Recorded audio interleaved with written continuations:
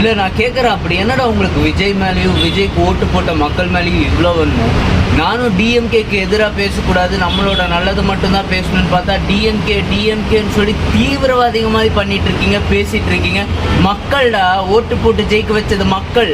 அந்த மக்கள் நல்லா இருக்கட்டும், நல்லா இருக்கக்கூடாது, நாசமாக போகணும்னு நினைக்கிறதுல என்னடா புத்தி உங்களுக்கு? காலங்காலமாக அவங்க அப்பா பாட்டன் அவன் பேரன் பையன் எல்லாரும் ஆளுவாங்க, அதை பார்த்துட்டு நாங்கள் வேடிக்கை பார்த்துட்டு நிற்கணுமா? மக்கள் ஒருத்தனை முடிவெடுத்து அவன் ஆட்சிக்கு வரணும்னு சொல்லிட்டு அவன் கையை பிடிச்சி அவனை மேலே தூக்கி உட்கார வச்சு அழகு பார்த்துருக்காங்க. அவன் இன்னும் ஆட்சி நடத்த ஆரம்பிக்கவே இல்லை, அதுக்குள்ள இவ்வளோ வன்மம், அதுக்குள்ள இத்தனை எதிர்ப்பு.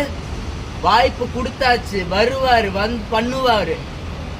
இனி எவனாச்சும் கொல்ல கற்பழிப்பு நினைச்சாலே அவனுக்கு பயம் எப்படி ஆகுதுன்னு பாருங்க. கேள்விதான்றா கேட்கணும். பொலிட்டிக்ஸ் தெரியாது, பாலிடிக்ஸ் படிங்கன்னு தானே சொன்னீங்க. இன்னைக்கு வண்டு சிண்டலா பாலிடிக்ஸ் பேசுது. யார் காரணம்? ஒவ்வொருத்தனையும் கேள்வி கேட்போம், நிக்க வச்சு கேள்வி கேட்போம், ரோட்ல குப்பை போட்டா கேள்வி கேட்போம், ரோட்ல ஒண்ணு கடிச்சா கேள்வி கேட்போம், பஸ்ல பொண்ணை இடிச்சா கேள்வி கேட்போம். ஒவ்வொருத்தனும் போலீஸ், ஒவ்வொருத்தனும் லாயரு. ஏன்னா இது டிவிக்கு அரசாங்கம்.